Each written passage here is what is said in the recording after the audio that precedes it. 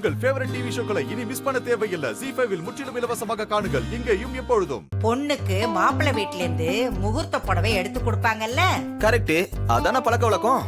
அதான் நான் என் பேத்தி ரேவதிக்கு முகூர்த்த புடவை எடுத்துட்டு வந்திருக்கேன். நீ தான் எப்படியாவது ரேவதி கிட்ட இதை சேர்த்துடணும். என்ன பாட்டி இவ்வளவு அசால்ட்டா சொல்றீங்க?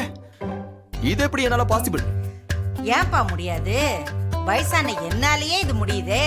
இப்படிதான் பாரு, ரேவதிக்கு நிச்சயதார்த்தம் நடக்கும்போது யாருக்குமே தெரியாம நான் எடுத்துட்டு வந்த புடவைய ரேவதிக்கு கொடுத்தேன். அந்த புடவைய தானே ரேவதி நிச்சயதார்த்தத்துக்கு கட்டியிருந்தா. என்னாலேயே முடியும் போது அந்த வீட்லயே இருக்கிற உன்னால முடியாதா என்ன? முடியும்பா. எப்படியாவது இந்த முகூர்த்த புடவைய என் பேத்தி ரேவதி கிட்ட சேர்த்திருப்பா. அதுக்குதான் நான் உன்னை வர சொன்னதே. பாட்டி நீங்க சொல்றதெல்லாம் வாஸ்தவம் தான். ஆனா என் பொசிஷன் அங்க என்னன்னு உங்களுக்கு தெரியுமா? புதுசா என்னப்பா தெரிய வேண்டியிருக்கு? நீ அந்த வீட்டோட மூத்த மாப்பிள்ள, நீ அந்த வீட்டோடவே இருக்கிறவன், மூத்த மருமக. இதை விட வேற என்ன வேணும்? அத நீங்க தான் மெச்சுக்கணும்.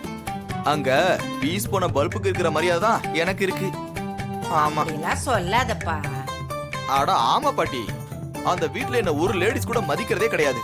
ஆட அவங்கள விட்டு தொலைங்க. என் நண்பன் பெண்களோட ட்ரெஸ்ஸ பத்தி ஆண்கள் கருத்து சொல்லக்கூடாதுன்னு உங்க பேரை அடிச்சு சொல்லிட்டாரு.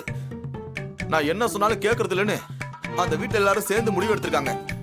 அப்படி இருக்கும்போது இப்படி ஒரு கஷ்டமான வேலை என்னால எப்படி செய்ய முடியும் பாட்டி?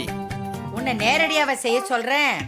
ஏதாவது திருட்டுத்தனம் தில்லு முள்ளு இப்படி பண்ணி நமக்கு நடக்க வேண்டிய காரியத்தை நடத்திக்கணும்பா.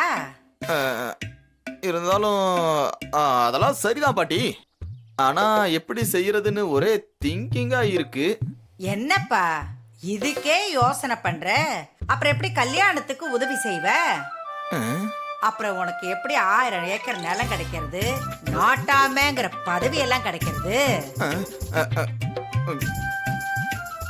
இத வேற சொல்லிட்டீங்களா? வேற வழியே இல்ல, இத செஞ்சுதான் ஆகணும். இந்த புடவைய கொடுங்க.